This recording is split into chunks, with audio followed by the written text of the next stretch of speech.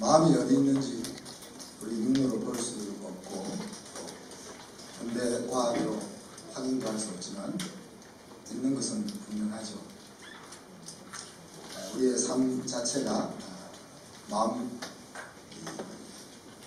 먹은 것들로 이루어지고 있다 하는 것을 우리가 실제로 매일 경험하고 있기 때문입니다.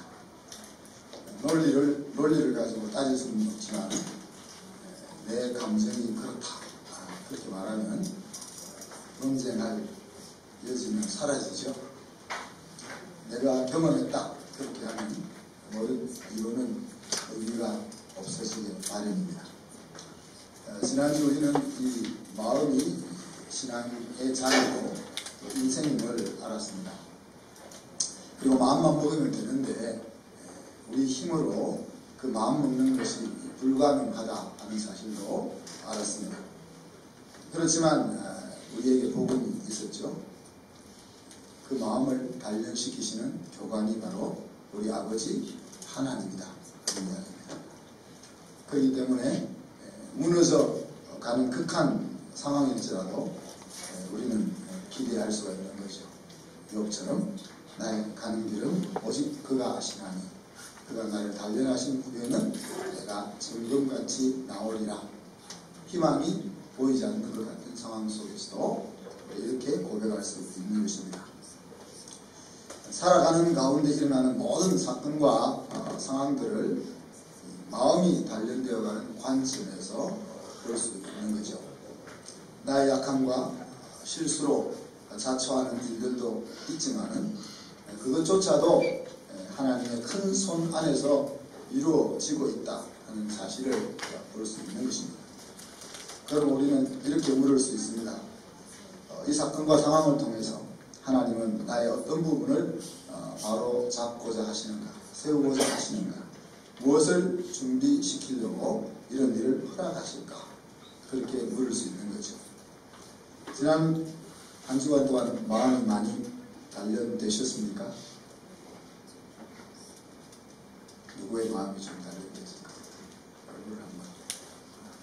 우리 사람의 마음이 좀 많이 단련돼요.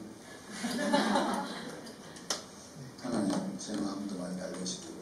오늘부터는 우리 119 말씀 통독과 보조를 맞추어서 하나님 말씀을 들을 것입니다.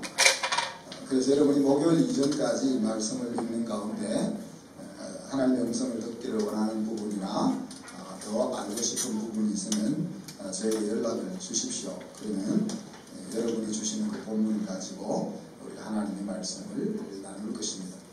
우리 지난 한 주간 동안 창세기를 다 읽었는데 그 중에 한 부분을 가지고 하나님 우리에게 주신 말씀들을 생각합니다. 이집트 총리가 야곱의 10명의 아들들에게 말을 하죠. 나는 당신의 아우 요셉입니다. 그리고 당신들이 바로 나를 팔았었지요. 좀 그렇게 묻고 있습니다. 오늘 13년 전의 일을 들추어 대고 있는 거죠.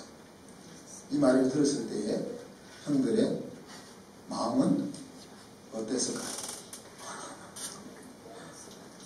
여러분이 동생을 13년 전에 팔았는데 13년이 돼서 다른 나라에서 만났는데 그 동생이 그 나라의 대통령이 돼가지고 누나 내가 바로 너 동생이야. 근데 누나가 13년 전에 나를 팔았었지. 그렇게 말한다면 여러분 마음이 어떻겠어요? 그와 같은 상황이 오늘 일어난 겁니다. 10명의 형들은 얼굴이 새파랗게 질려가지고 그래서 겁에 질려서 말문이 막혔습니다. 성경에 기록은 안 되어 있지만 10명 중에 한 사람 정도는 오줌을 싸지 않았을까? 당신들이, 근데 요셉이 이야기합니다. 당신들이 나를 이곳에 팔았다고 해서 근심하지 마시고 또 한탄하지 마십시오. 하나님이 생명을 구원하시려고 나를 당신들보다 먼저 애굽 땅에 보내셨습니다. 그렇게 말하죠. 사실 요셉은 13년 동안 몸과 마음이 무척 힘들었습니다. 그죠? 하나님의 손이 그와 함께하지 않았다면 벌써 무너져 버릴 수밖에 없던 시간들이 13년이었습니다.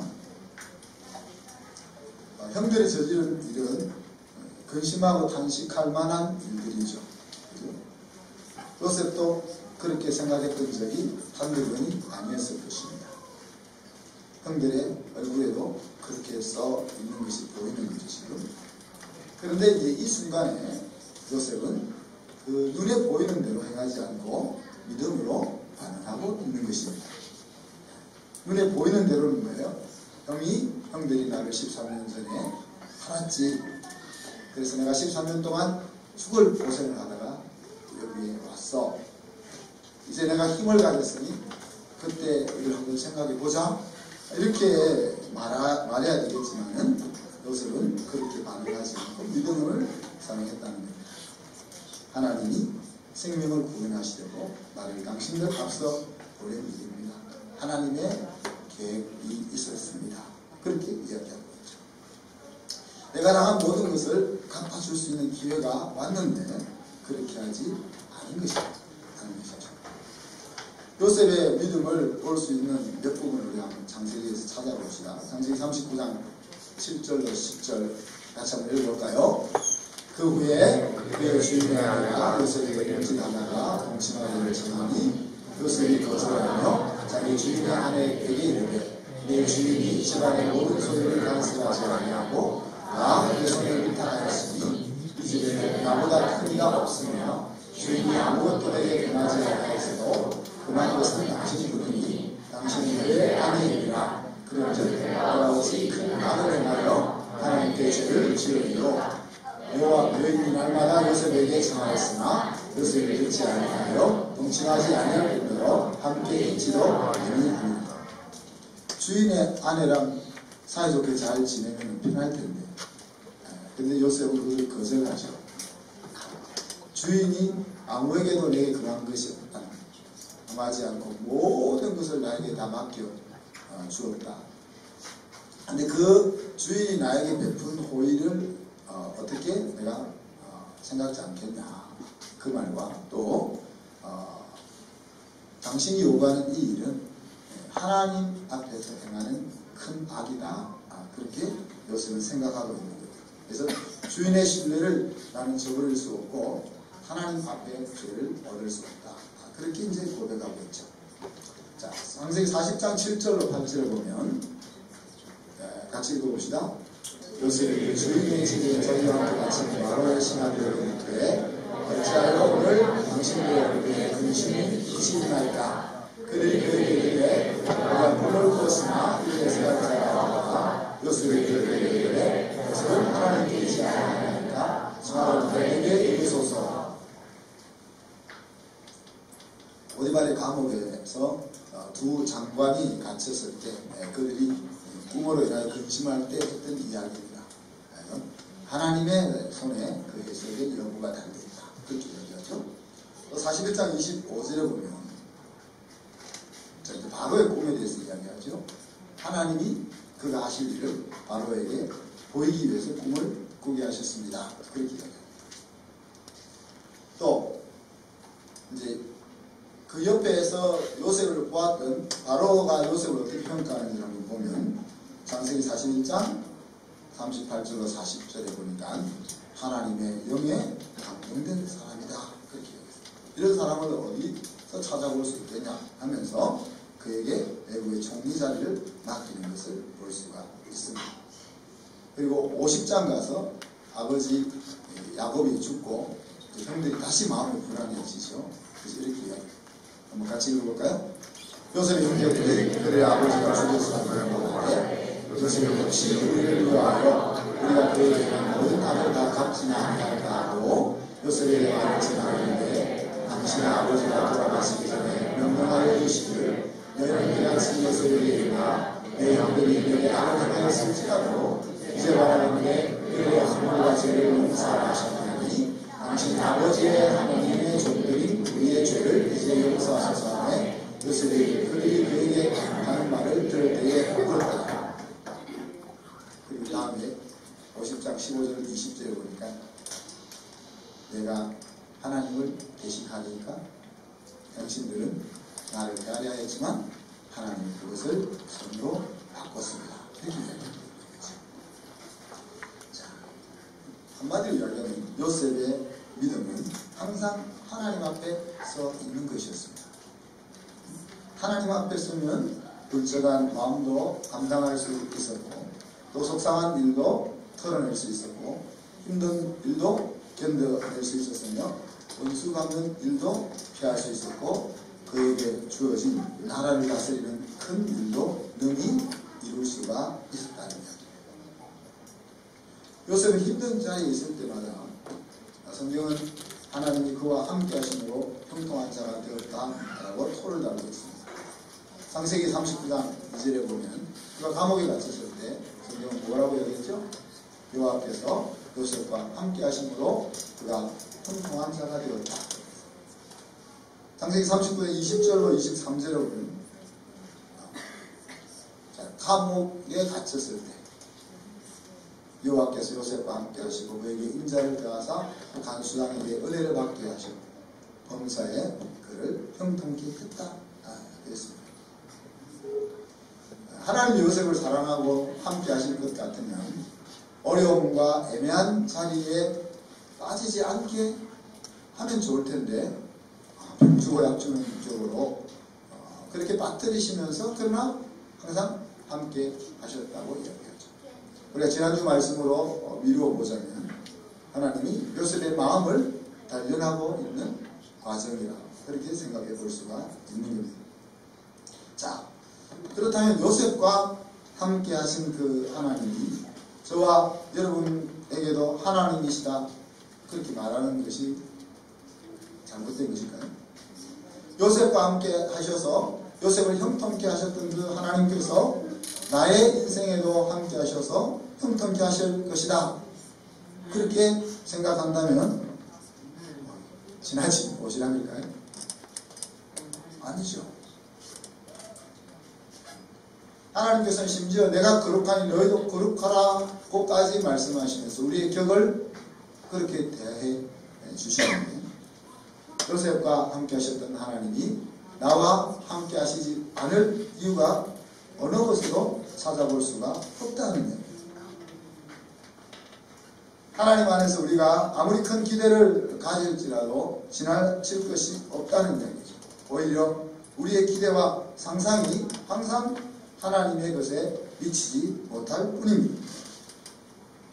자, 요셉은 하나님이 자기 가족의 생명을 구원할 계획이었다라고 말하고 있죠. 요셉은 여기까지밖에 생각할 수 없었을 것입니다. 여기까지 생각하는 것도 대단한 믿음이긴 하지만 그렇지만 저와 여러분은 요셉 이후의 역사를 배웠습니다. 그래서 우리는 더 많이 말할 수 있습니다.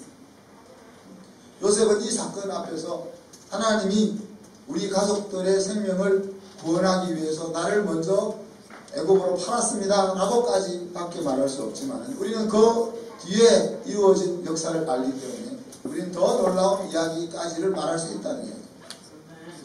요셉이 이곳에 옴으로써 이제 곧 야곱의 가족 70여 명이 애굽 땅으로 이주합니다. 그죠?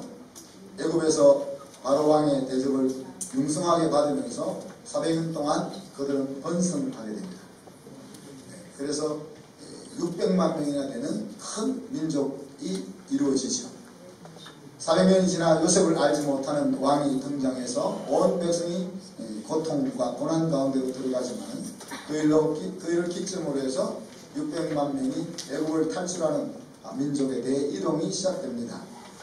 그리고는 가나안 땅으로 들어와서 말씀을 맡은 나라 이스라엘의 건국이 이루어지게 되고 그들이 하나님 앞에 범죄함으로 이스라엘 나라는 멸망받게 되고 예수 그리스도의 십자가로 인해서 구원의 길이 이방에 열리게 되고 또 바울과 사도들을 통해서 땅끝까지 하나님의 백성들이 모아졌습니다.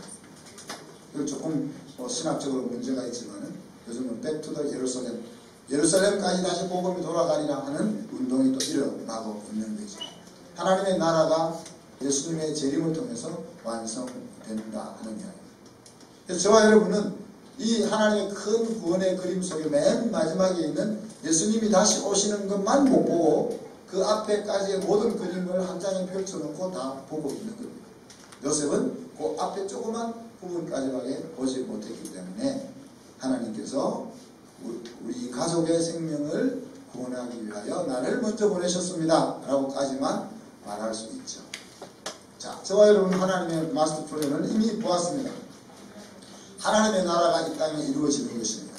먼저 내 마음속에 하나님의 나라가 이루어지는 것이고 또 내 가정 속에 그리고 내가 다니고 있는 직장과 마을 속에 또 우리나라에 그리고 온 세상 끝까지 하나님의 나라가 이루어지는 그것이 하나님의 마스터 플랜입니다. 그 일을 위해서 우리는 하나님께서 우리에게 생명을 구원의 길을 들어오게 하시고 또 그 얻어진 구원이 더 풍성히 누려지게 하시죠. 더 나아가서 하나님의 손과 발이 되어서 땅끝까지 그 일을 감당하게 하나님의 동력자로 세워지는 것입니다. 자, 이렇게 큰 그림을 우리가 가지고 있으면서 한 동네 작은 그림의 마음을 빼앗기는 것이 우리의 인생이라는 거예요. 자, 그러나 우리가 믿음을 사용하면 이 한 동네의 작은 그림을 보면서 그 주변 배경을 이루고 있는 전체 그림 안에서 오늘 내가 보고 있는 이 동네의 그림을 이해할 수 있다는 거예요. 믿음이 바로 우리로 하여금 이 빅픽처를 그릴 수 있게 만드는 비결인 것입니다. 저는 아직도 세상을 보면서 이해할 수 없는 부분들이 많습니다. 자신이 부족해서 잘 못하는 것은 이해가 됩니다. 사람들이 왜 저렇게 잘 못 살까 하는 것은 이해가 됩니다. 근데 왜 남을 힘들게 하는 사람들이 많은가 하는 것은 잘 이해가 안 돼요. 왜 다른 사람의 것을 취하려고 하는지, 왜 굳이 다른 나라를 통일시켜가지고 우리 민족에서 우리나라로 만들어가지고 잘 살게 하겠다는 생각을 왜 가지는지 모르겠어요. 왜 남의 나라를 침략해서 그 나라에서 자기 이익을 취하려 하느냐 하는 말. 전 세계에 만연한 테러, 약탈, 전쟁, 또 우리 북한의 위협, 또 우리 주변 열강들의 그런 압력들, 이런 것들이 저는 이해가 잘 안 됩니다. 인간이 왜 이렇게 살아가냐. 그런데 세계 역사를 쭉 살펴보거나 오늘날 전 세계 뉴스를 들여다보면 이렇게 이해할 수 없는 일들로 가득 찹니다. 저와 여러분이 살고 있는 이런 평안한 또 안전한 사회가 잘 없다는 이야기입니다. 또 과거에 없었다는 이야기입니다. 우리가 어디에 내어놓고 정의를 이야기하며 어디에 내어놓고 내 권리를 주장하며 그렇게 할 수 있는 시기가 그렇게 없었다는 이야기입니다. 오늘날도 마찬가지죠. 제3세계에서는 인권과 정의와 그런 것들이 없죠. 선진국도 표면적으로는 있지만은 다 힘의 논리 속에서 살아가고 있는 것이 우리의 역사입니다. 그래서 잘 이해가 안 되는데 이 이해가 안 되는 것은 교만의 소치일 수도 있습니다. 나는 괜찮은데 세상이 엉망이라고 하는 그 생각이 마음속에 잘 잡고 있는 것이기도 하고 아직 성화되기까지 멀었다 하는 생각이 들기도 합니다만 자, 요셉의 말을 한번 다시 상기해 봅시다. 하나님께서 생명을 구하시려고 당신들 앞서 나를 보내신 것입니다. 내가 어찌 하나님을 대신하겠습니까? 당신들은 나를 배치려 하였지만 하나님은 그것을 선물로 바꾸셨습니다. 자, 매일 만나는 상황과 사건 속에서 우리가 인류를 죽음에서 건져내어 살롬의 자리로 이끄시려는 그 하나님의 구원 계획 중 한 시점에 써 있다 하는 것을 우리가 생각해야 된다는 거죠. 그냥 왜 내가 이렇게 힘들까? 왜 내가 이렇게 감당하기 원하지 않는 일들이 일어나고 발생할까? 하는 관점으로 바라볼 것이 아니라 그래서 그때 오늘 요셉이 했던 이 말들을 믿음으로 함께 고백할 수 있도록 하나님께서 생명을 구하시려고 나를 앞서 보내셨다. 내가 어찌 하나님을 대신할까? 당신은 나를 헤아려 하지만 하나님은 그것을 선으로 바꾸신다. 나에게 어떤 일이 일어날지라도 우리가 큰 그림으로 바라보면 하나님의 그것을 통해서 하나님의 백성을 구원할 통로로 사용하실 것이다. 나에게 힘이 주어져 되갚을 수 있는 상황이 되었지만은 하나님이 나에게 힘을 준 것은 되갚으라고 내 감정을 풀으라고 주신 것이 아니라 하나님의 나라를 섬기라고 주신 것이요. 우리 주변에 수많은 사람들이 나를 넘어뜨리려고 나를 헤아리고 할지라도 하나님이 나를 붙잡아 주셔서 무너지지 않게 하실 것이다 하는 생각들이 믿음을 통해서 저와 여러분의 마음속에 날마다 살아있기를